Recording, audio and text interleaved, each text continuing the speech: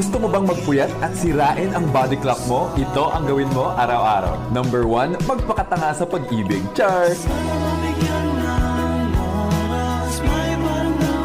Ayun.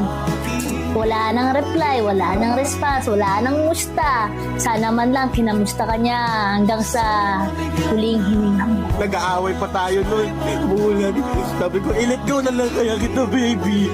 Kasi nahihirapan ka din. Heto, Tisyo, pamunas ng luha mo. Hindi ka na sana iiyak kung ako lang ang pinili mo. Makakalimutin ka ba? Subukan mong ma-inlove at masaktan, hindi mo makakalimutan yon. Char! Inat niyo ako. Morning daw.